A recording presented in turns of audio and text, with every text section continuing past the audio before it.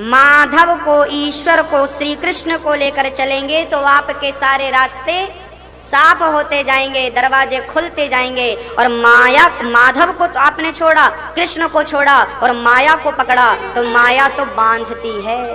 मम माया दुरतया, श्री कृष्ण भगवान गीता में कहते हैं कि इस विषय को सारे लोग नहीं जान पाएंगे, जिसको मैं जनाना चाहूंगा बस वही जान पाएंगे। माया ही बांधती है। मैं और अब माया क्या है? मैं अरु मोर तोर ते माया, मैं और मेरा, यही माया का स्वरूप है। मैं कौन हूँ? मैं जानते नहीं मुझे, मैं कौन? जो लोग अहंकारी हैं समझ लेना कि माया इनको नचा रही है। जो मोह में उलझा है, ये मेरा, ये मेरा। आजकल आपने देखा होगा जब हम कक्षा में जाते हैं ना, तो बूढ़े बूढ़े लोग, दादाजी लोग हमें ले जाते हैं अपना घर दिखाने।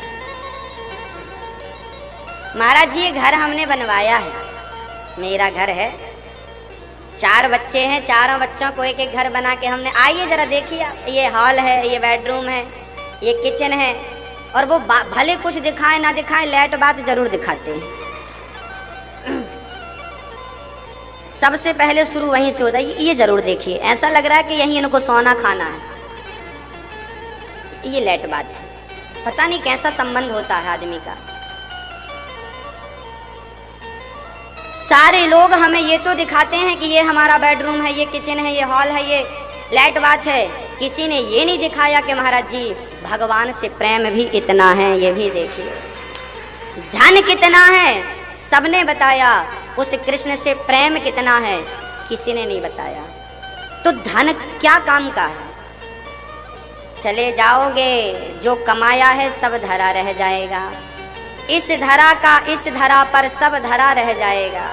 बस राम नाम का जो संग्रह किया है बस वही साथ में जाएगा, बाकी सब कुछ यहाँ धरा रह जाएगा। श्री भगवान श्री कृष्ण पहुंचे हैं गोकुल। कन्हैया की, नंद बाबा की बहन नंदा, सुनंदा। अब जब इन्होंने देखा, अरे यशोदा तू सो रही है। अच्छा, यशोदा ना माया की नींद में सो रही थी। लाला भयो बुढ़ापे में, आहा, अब तो नंदा लेके झूला झुलाए भी लगी हाथ को। अब तो यशोदा जागी, अब बुढ़ापे में छोरा को देख के गदगद हो गई, मेरी छोरा है यो, मेरी छोरा इतना सुंदर। अब तो नंद बाबा के सामने खड़ी हो गई बहने, मोकू जब तक तू बाबा बधाई ना देवेगो ना तब तक मैं यहाँ की शक्ल देखवे ना देंगी। तो कैसे का बधाई लेगी सखी? अरे पहले ब्रजवासी तब तक आयो, नंद बाबा को हाथ पकड़ के यमुना में ले जाए के डुबकी लगवाइए, 1 2 3 4 5 ढेर डुबकियां लगवाई। नंद बाबा बोले छोरा बुढ़ापे में मारेगो का डुबकियां लगवाए के। ब्रजवासी बोले बाबा ऐसे ना दर्शन मिलेगो, जब तक छोरा को आज बधाई ना देवेगो तब तक जाके दर्शन करवे को आज ना मिलेगो। सारे ब्रजवासी बधाई देने पहुंच रहे हैं, श्याम सुंदर के दर्शन करने पहुंच रहे हैं। और श्याम सुंदर को देखकर नंद बाबा क्या कह रहे हैं, कितना सुंदर श्रृंगार है और कितना सुंदर दर्शन है, जरा करिएगा। हाँ बोलिए भक्त वत्सल भगवान जय हो। हमारे हमीरपुर से आज हमारे वीर से हैं, यादव जी आए हैं, सा परिवार। आज मैया जी भी आई हैं, स्वागत है। पुष्पा मैया भी आई हैं, जोरदार तालियां बजाएं। आप आजीवन सदस्य बन रहे हैं। आपने कथा का आयोजन कराया था, आपने वृद्धों की सेवा के लिए सहयोग प्रदान किया है। भगवान आपका मंगल करें। भगवान कितने सुंदर हैं, आइए जरा एक नजर डालते हैं। अच्छा, आपकी कल्पना क्या कहती है भगवान कितने सुंदर हों? कभी ना सोचा। श्याम सुंदर को देखने वालों की भीड़ लग गई, एक झलक पाने वालों की भीड़ लग गई। अब जब नंद बाबा को पता चला कि छोरा भयो है बुढ़ापे में, रबड़ी सी रात में लड़ुआ सुलाला जायो है, यशोदा ने गदगद है गए श्री नंद बाबा जी। और चारों तरफ बधाइयाँ मिलने लगी। नंद बाबा ने सोना चांदी हीरा मोती धन धान्य गाय जमीन जायदाद सब दान करना शुरू कर दिया। जो था लाला के जन्म पर सब दान कर दिया। नंद बाबा से किसी ने पूछा कि आप सब दान कर दोगे तो बचेगा क्या? तब नंद बाबा ने कहा सब दान करने के बाद कुछ बचे ना बचे, मेरा कृष्ण तो बचेगा। कृष्ण बचना चाहिए, बाकी कुछ बचे ना बचे। और जब कृष्ण बचेगा तो सब बचेगा, और कृष्ण ही नहीं बचेगा तो क्या बचेगा? तो धन दौलत को बचाने में मन मत लगाओ, भक्ति को बचाने में मन लगाओ। धर्म को और कृष्ण हृदय से चले ना जाए, इनको बचाओ, कहीं ये चले ना जाए। सारे ब्रजवासी बधाई लेकर जाने लगे। एक ब्रजवासी चांदी के बर्तन लिए जा रहा था, बड़ा खुश था, चांदी मुझे मिल गई आज तो लाला के जन्म पर। आगे देखा तो एक सज्जन सोने के बर्तन लेकर जा रहा था। उसने कहा भाई ये सोना कहाँ मिल रहा है? बोले दरवाजा नंबर 3 पर सोना बट रहा है। अब चांदी वाले ने चांदी फेंकी और दरवाजा नंबर 3 पर लाइन पे खड़ा हो गया। अब सोने के बर्तन, जब उसका नंबर आया तो उसके हाथ में सोने के बर्तन प्राप्त हुए, सोने के सुंदर सुंदर बिस्किट प्राप्त हुए, सिक्के प्राप्त हुए। बड़ा खुश हुआ, सोना मिला, सोना मिला। अब वो सोना लेकर जा रहा था तो बाहर कुछ लोग ना हीरा मोती लिए थे, बड़े कीमती कीमती हीरा मणियां। कहा भाई ये मणि कहाँ मिल रही हैं? बोले दरवाजा नंबर 2 में मणि मिल रही है। तुम कहाँ थे? बोले यार हम तो 3 नंबर पे लगे थे, वहां तो सोना ही मिला। उसने सोना वहीं फेंका। बोले सोना की क्या वैल्यू? उसने सोना वहीं फेंका और चल पड़ा दरवाजा नंबर 2 की तरफ। और वहां बढ़िया से हीरा मोती और बढ़िया मणियां, महंगी महंगी मणि ला करके अपने भर भर के झोले में और खुशी से जा रहा था। तभी बाहर एक सज्जन, दोनों हाथ खाली थे, ना सोना था हाथ में, ना चांदी थी, ना मणि थी, ना हीरा था। फिर भी वो इतने खुश थे कि हीरा वाले भी क्या खुशी प्राप्त किए होंगे, वो बहुत खुश था। तो उसने पूछा कि भाई तुझे कौन सा हीरा मिल गया जो तू बिना कुछ के इतना खुश है? तब उसने कहा कि दरवाजा नंबर 1 में ऐसी संपत्ति लुटाई जा रही है जिसे प्राप्त कर लेने के बाद दुनिया में दूसरा धन पाने की इच्छा रह ही नहीं जाती। अब उसने चांदी सोना हीरा मोती सब फेंका और दरवाजा नंबर 1 में जाकर खड़ा हुआ। और जब वहां पहुंचे तो वहां एक पालने पर श्री बलराम भैया और एक पालने में श्री कृष्ण पड़े थे। टुकुर टुकुर भक्तों को देख रहे थे और दर्शन करने वाले भक्त निहाल हो रहे थे, माला माल हो रहे थे। आज इतनी संपत्ति पाली किससे ज्यादा आज तक कभी प्राप्त नहीं हुई, इससे बड़ी दौलत कभी मिली ही नहीं। सारे लोग सोना चांदी छोड़ छोड़ कर कृष्ण के चरणों में मन लगा करके कृष्ण को देख रहे थे। कहा जाता है जब कृष्ण का जन्म हुआ तो पूरे ब्रजमंडल में सड़कों पर गलियों पर सोना चांदी की कीच लग गई, अर्थात बिछ गया। लोग सोना चांदी हीरा मोती के ऊपर चल चल करके और सारा जो हाथ में था सब फेंक दिया और दरवाजा नंबर 1 में जाकर के श्री कृष्ण को आज देखना शुरू कर दिया। लोग धन दौलत के लिए मरते हैं, धन दौलत को महत्व देते हैं। किसी के कान में हीरा, हमारी माताएं ना हीरे के बाले पहनने का बड़ा शौक रखती हैं। किसी के कान में हीरा, किसी की नाक में हीरा। हीरे की नाक में पहनने का बड़ा शौक होता है कुछ माताओं को। किसी के कान में हीरा, किसी की नाक में हीरा। क्या कहें हम आपसे, हमारे तो श्याम सुंदर ही हमारे हीरा है। सारी दुनिया आज श्री कृष्ण के उद्घोष में जयकार में सम्मिलित हुई और सारे ब्रजवासी बधाई दे रहे हैं। उसी बधाई पर भगवान शिव पहुंच गए। मैया, ओ मैया,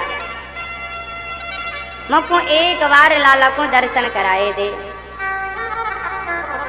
आज श्याम सुंदर का दर्शन करने के लिए लाइन पर भगवान शंकर खड़े हैं यशोदा के आंगन में। मैया बोली बाबा आपकी शक्ल बड़ी भयंकर है, मैं दर्शन ना कराए सकूं। शंकर जी बोले मैया बड़े दूर से आयो हूं, हाँ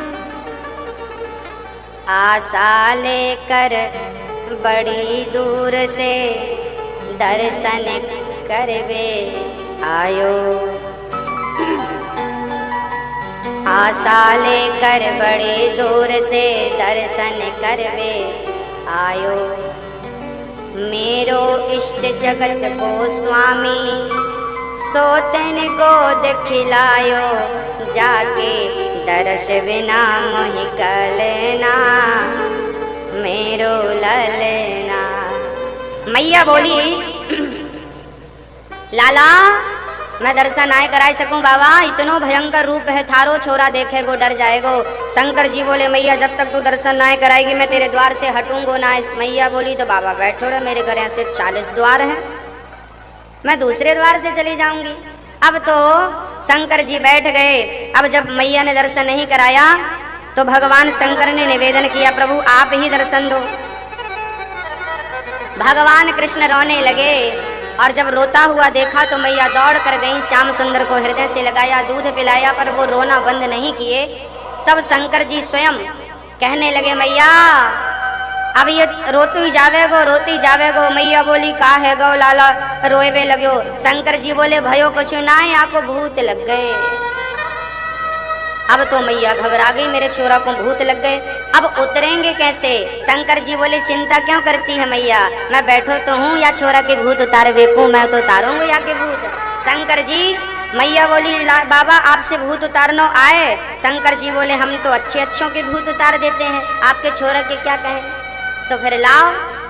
अब तो मैया ले जाए के खड़ी है गई, पीठ दिखाए के लाला को गोद में रख लिया।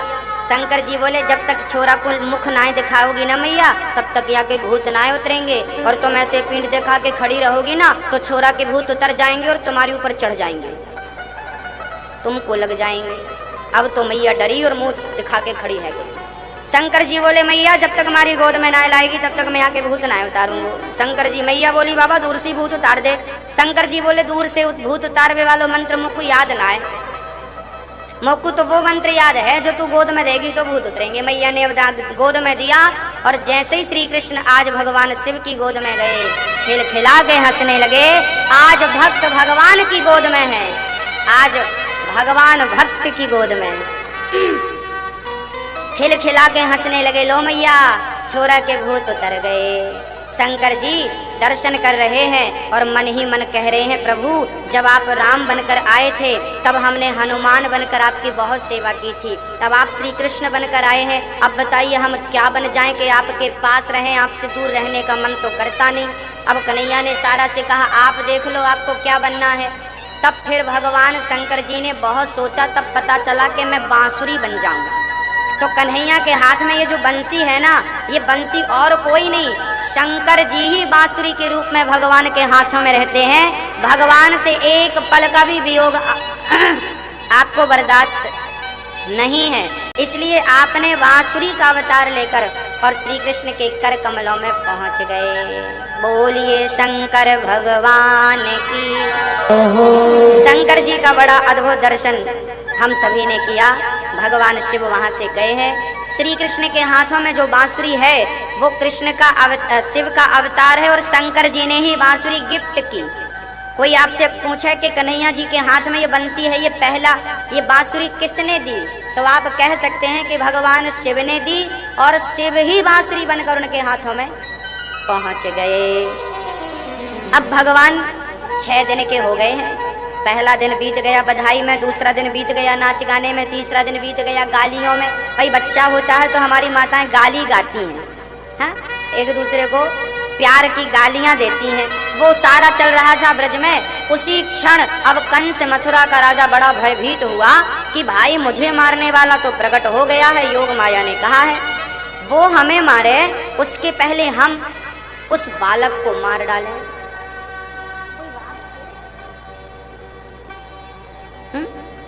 भगवान श्री कृष्ण को मारने के लिए कंस ने एक रणनीति बनाई। वो नीति क्या थी? बोले जितने बच्चे पैदा हुए हैं सारे बच्चों को मार डालो, सारे बच्चे मर जाएंगे तो हमारा दुश्मन भी मर जाएगा। अब बोले बच्चों को मारने का ये काम पूरा कौन करेगा? पूतना मौसी ने हाथ खड़ा कर लिया, मैं बैठी हूँ। ये पूतना मौसी यहाँ रहती थी मथुरा में, बकासुर की बहन थी, ये नाम था बकी, पूतना भी लोग कहते थे। पूतना बोली मैं जाती हूँ। पूतना ना बच्चों का खून पीती थी। चल पड़ी पूतना मौसी। पूतना लोके बालघनी राक्षसी रुधिरासना जिघांसया पहरे स्तनम दत्वाप सद्गतिम। चल पड़ी पूतना, आकाश मार्ग से गई। चारों तरफ देखा भाई बच्चे ज्यादा कहाँ हैं, तो गोकुल में कृष्ण का उत्सव चल रहा था, बच्चों की भीड़ वहां थी। अब पूतना ने अपने आप को गोकुल की धरती में खड़ा किया और वो बहुत कुरूपणी थी, बहुत भयंकर दिखती थी पूतना, पर पूतना ने अपनी शक्ल बदल ली।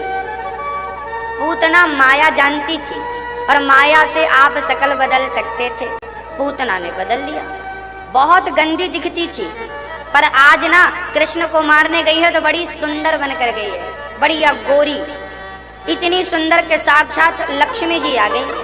स्वर्ग से कोई अप्सरा आई है, इतनी सुंदर कोई देखे पागल हो जाए, ऐसी पूतना मौसी बनकर चली। अच्छा, स्वरूप तो सुंदर है पर स्वभाव सुंदर, ये नोट करते हैं भगवान। आपका स्वरूप कितना सुंदर है मायने नहीं रखता, आपका स्वभाव कितना सुंदर है मायने रखता है। इंसान की पहचान स्वरूप से होती है, पर जाकर के स्वभाव में पूरी हो जाती है। आपने किसी को स्वरूप से देख लिया पर स्वभाव सुना कि ये तो बड़ा बुरा है, फिर आपका मन गिर जाएगा और पता चला कि जितना सुंदर स्वरूप है उतना सुंदर स्वभाव है, कोई भी दीवाना बन जाएगा। मेरे कृष्ण का स्वरूप बस सुंदर नहीं, इनका स्वभाव कितना सुंदर है। आज हम इनके स्वभाव का परिचय देंगे, स्वभाव का भी, स्वरूप का भी और प्रभाव का। आज तीनों का परिचय हम आपको देने वाले हैं, जरा ध्यान ध्यान ध्यान पूर्वक सुनिएगा। बोलो राधे मैया जी। ओ मैया, ध्यान दे रही हो ना? आज सोए कि नहीं आप लोग? नहीं सोए? बोलो राधे राधे। पूतना मौसी आई, भगवान श्री कृष्ण पालने में सो रहे थे। माँ यशोदा कृष्ण को सुलाकर काम पे लगी थी, तभी भगवान की आंखें खुल गईं। आप जाग गए। उसी क्षण पूतना मौसी अंदर आई और पूतना को देखा भगवान ने। देखते ही भगवान के दोनों नेत्र बंद हो गए। अब किसी ने भगवान से पूछा, प्रभु जी आपने पूतना को देखते ही अपने नेत्र क्यों बंद कर लिए? तो भगवान ने कहा, देखो भाई, ये पूतना आई है और ये हमें जहर पिलाना चाहती है, और जहर पीने का काम तो भगवान शिव का है। तो मानो भगवान कृष्ण ने आंख इसलिए मूंद ली कि शंकर जी को बुला रहे हैं, भोलेनाथ आओ, मौसी जी जहर लाई है, समुद्र मंथन का आपने पिया था, मौसी जी का भी आप पी लो। इसलिए आंखों को बंद कर लिया, अथवा इसलिए आंखों को बंद कर लिया क्योंकि भगवान तो देखते हैं कि पूतना का पुण्य क्या है। ये मुझे मारने आई है, ये इसका स्वभाव है, पर मेरे स्वभाव का भी तो मुझे परिचय देना पड़ेगा। ये मुझे मारने आई है, मार तो नहीं पाएगी, मैं ही इसे तार देता हूँ। तो भगवान ने डायरी पलटानी शुरू कर दी कि एक भी पुण्य मिल जाए पूतना का तो उस पुण्य के बल पर इसका उद्धार। सब कुछ पाया, न जाने कौन से गुण पर ईश्वर को नहीं पाया। हाँ। अच्छा, ससुराल में जब लड़की आती है तो उसे सास का प्यार मिलता है। एक लड़की को सास का प्यार मिला, एक लड़की को जेठानी का प्यार भी मिला, सास भी मिली, जेठानी भी मिली, ससुर का प्यार भी मिला, रिश्तेदारों का प्यार भी मिला, सब मिले और सबका प्यार मिला, पर उसके पति का प्यार उसे प्राप्त नहीं हुआ। तो सबका प्यार सफल हुआ? हाँ। और एक स्त्री थी, उसकी सास प्यार नहीं करती थी, ससुर प्यार नहीं करता था, उसका देवर, उसका परिवार कोई प्यार नहीं करता था, पर उसका पति उससे बहुत प्यार करता था। तो वो सफल हुई? हाँ। आपने दुनिया की सारी दौलत पाली, सब कुछ पा लिया, पद पाया, प्रतिष्ठा पाई, पत्नी पाई, परिवार पाया, पुत्र पाया, सब कुछ पाया, पर श्री कृष्ण को नहीं पाया तो सब कुछ पाना बेकार निकला, सब व्यर्थ है, बेकार है। और कुछ नहीं पाया और कृष्ण को पा लिया तो सब कुछ सफल है। आज भगवान श्री कृष्ण पूतना को देखते हैं कि तन तो सुंदर है पर मन सुंदर नहीं, और जिनका तन सुंदर है मन सुंदर नहीं, भगवान कहते हैं ऐसों को मैं देखना भी पसंद नहीं करता, इसलिए नेत्रों को कर लिया बंद, आंखें मूंद ली भगवान ने। पूतना ने उठाया, दूध पिलाया, आपके स्तनों में जहर था, पूतना के कालकूट नाम का जहर था, भगवान को स्तन पान कराया, भगवान ने कस के पकड़ लिया, पूतना का दूध पीने लगे, थोड़ा सा दूध था, दूध पिया, अब थोड़ा सा जहर था, जहर भी पिया, जहर भी फिनिश, दूध भी फिनिश, अब भगवान को लगा पकड़े ही हैं, तो लगे हाथ तार दे फिर दोबारा कौन आएगा, तो भगवान प्राणों को पीने लगे। पूतना चिल्लाई, बालक छोड़ दो, बालक छोड़ दो, बालक छोड़ दो। भगवान बोले मौसी जी गलत बात है, हमारा स्वभाव ऐसा नहीं है कभी भी छोड़ दो। अरे भाई हम जल्दी से पकड़ते नहीं हैं, पकड़ लेते हैं तो फिर कभी, ये स्वभाव है। पूतना के प्राणों का पान किया, पूतना धम्म से यमुना के तट पर गिर पड़ी। पूतना का शरीर इतना विशाल था, पूतना का शरीर इतना विशाल था कि पूतना जब मरी तो जंगल चकनाचूर हो गया, 6 कोस का जंगल टूट गया, पूतना का एक हाथ यमुना के उस पार गिरा। कहा जाता है कि पूतना की नाक नागपुर में गिरी तो नाम पड़ गया शहर का नागपुर, कान जाकर कानपुर में गिरे तो नाम पड़ गया, हाथ जाकर हाथरस में गिरे तो नाम पड़ गया हाथरस, उसकी बिंदिया जाकर बिंदकी में गिरी तो नाम पड़ गया बिंदकी। अब भगवान जाने पांव कहाँ गिरे, पता नहीं पांव कहाँ गिरे उसके, है कोई पांव का नाम इस शहर का? नहीं, तो पांव उसके वहीं पर यहीं गिरे थे। बोलो राधे। नहीं कहीं कुछ नहीं, सब यहीं गिरा था, हम तो आपको विनोद कर रहे हैं आपसे। पूतना मौसी का एक हाथ उस पार जरूर गिरा था यमुना के। जब नंद बाबा कर चुका कर आए ब्रजवासियों के साथ तो रास्ते में वसुदेव जी मिल गए। आपने कहा आप यहाँ क्या कर रहे हैं, खतरा मंडरा रहा है। तुरंत नंद बाबा जी हनुमान चालीसा पढ़ते गए और पूतना के हाथ को पुल समझकर पार हो गए। बाद में पता चला ये मौसी जी का हाथ है, इतना बड़ा था कि छकड़े वकड़े सब पार हो गए। बाद में नंद बाबा ने शरीर को काटा। जब पूतना लेकर भगवान को गई ना तो यशोदा मैया दौड़ी, है भगवान आपको सत्यानाश है जाए, मेरे छोरा को लेके भागी, का बिगाड़ो। मेरे छोरा ने एक छोटे से आई तो बड़ी सुंदर थी, कहने लगी कि मोकू मेरे स्तनों में तो जहर है, पिवाएगी ना छोरा को तो अमर है जावे को। तो यशोदा मैया ने गोद में दे दियो, सखी पिवाए दे मेरे छोरा अमर है जाए। यो तो मार भी चली। अब तो 1000 गालियां यशोदा मैया देती जा रही है और कन्हैया को लेकर गाय की पूंछ से नजर उतारती है और बलैया लेती है और कृष्ण का श्रृंगार करती है। नंद बाबा ने शरीर को काट काट करके और जो चिता पर रखा आग लगाई। पूतना के शरीर से सुगंध निकल पड़ी। अब परीक्षित ने प्रश्न कर लिया कि गुरुदेव पूतना तो राक्षसी थी, फिर आपके शरीर से सुगंध खुशबू क्यों निकल पड़ी? तब कहा परीक्षित सुनो, पूतना राक्षसी तो थी, आप पिछले जन्म में राजा बलि की बेटी रत्नमाला थी। जब वामन भगवान आए तो रत्नमाला ने कहा कि ऐसा बेटा मेरा होता तो मैं दूध पिलाती। भगवान बोले तथास्तु। फिर जब 3 पग भूमि में भगवान ने सब नाप लिया तो बोली ऐसा बेटा मेरा होता तो जहर पिला के मार डालती, मैं जहर पिला देती। भगवान बोले तथास्तु, ये वरदान भी पूरा हो तुम्हारा, अमृत पिलाने वाला जहर पिलाने वाला दोनों पूरा हो। आज वो पूतना दूध भी पिला रही है और जहर भी पिलाकर एक ही समय में भगवान दोनों वचनों को पूरा कर रहे हैं। बोलिए भक्त वत्सल भगवान के जय। पूतना मौसी का शरीर जला, सुगंध निकल पड़ी। अहो बकेयम स्तन कालकूटम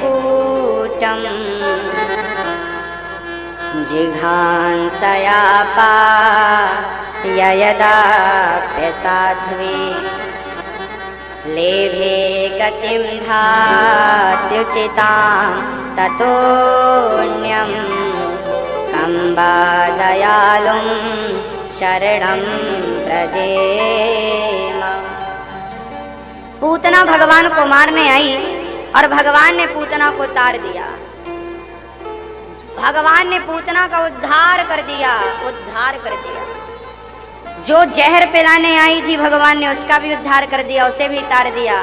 देखिए भगवान का स्वभाव, प्रभाव ऐसा है कि 6 दिन की उम्र में पूतना को मार दिया। ये प्रभाव था। स्वभाव कैसा है? जो जहर पिलाने आई उसको तार दिया, ये स्वभाव है। स्वरूप कैसा है? बोले दुनिया दीवानी है, ऐसा स्वरूप है। नाम भी, प्रभाव भी, स्वभाव भी। क्या कहें कृष्ण के बारे में। अब भगवान थोड़ा बड़े हुए तो भगवान ने एक दिन करवट बदली तो माँ यशोदा ने उत्सव रखा। शकटासुर आया। शकटासुर के नाना प्रकार के प्रयास करने पर भी भगवान का वो बाल भी बांका ना कर पाया। भगवान श्री कृष्ण ने देखा छकड़े के नीचे माँ यशोदा ने सुला रखा था। सारी गोपियां बड़े प्रेम से श्याम सुंदर को बधाई दे रही थी। मैया ने देखा कि लाला सो गया तो प्रेम से सुलाकर छकड़े के नीचे चली गई, सबको भोजन कराई। तब तक शकटासुर आकर गाड़ी पर बैठा और वो भगवान को मारे उसके पहले अपने अंगूठे के पांव के अंगूठे से भगवान ने जो प्रहार किया, छकड़ा घूमता हुआ ऊपर गया और धड़ाम से जमीन में आकर गिर पड़ा। शकटासुर कंस के द्वार पर जाकर गोविंदाय नमो नमः छकड़ा गिर पड़ा। शकटासुर का उद्धार हुआ। मैया बोली लाला का है गौ? ब्रजवासी बोले है कछु ना गौ मैया, तेरे छोरा ने एक लात जमाई तो छकड़ा ऊपर गिर गयो। मैया बोली मेरे लाला में इतनी शक्ति कहाँ से आई जाएगी कि एक लात में इतनो बलवान छकड़ा ऊपर चलो गयो।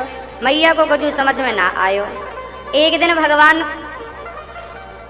को मारने के लिए तृणावर्त आया। भगवान ने तृणावर्त को मारा और आज अपने मुख पर भगवान कृष्ण ने यशोदा को संसार दिखाया।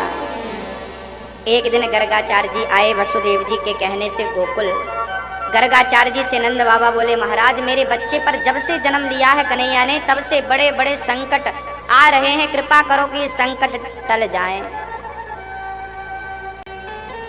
गर्गाचार्य जी बोले संकट टल जाएंगे, नाम बता दो हम या की भविष्यवाणी करें। अब तो नंद बाबा बोले कि मैं क्या बताऊं, मैं बतला नहीं सकता।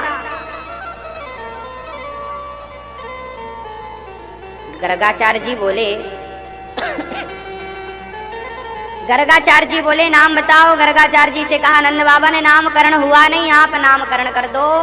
कैसे कर दें? आप तो वसुदेव जी, हम तो वसुदेव जी के गुरु हैं और आपके पुत्र का नाम करेंगे तो कंस संदेह करेगा कि देवकी का 8वां बालक यही है। अब तो नंद बाबा कहने लगे चिंता ना करो, हम गौशाला में चुपके नामकरण कर देंगे। गाय के गोबर से लीपा, कलश स्थापित किया, रोहिणी बैठ गई और श्री कृष्ण को लेकर और बलराम को लेकर यशोदा माँ बैठ गई और गर्गाचार्य जी नामकरण संस्कार करने लगे। हमारे सनातन धर्म में कितने संस्कार होते हैं? कितने? 4 कौन कह रहा है? कितने होते हैं टोटल? 16 संस्कार होते हैं। सबसे पहला संस्कार है गर्भाधान संस्कार। आप लोग सोचते हैं कि मेरा बेटा बहुत बड़े स्कूल में पढ़े,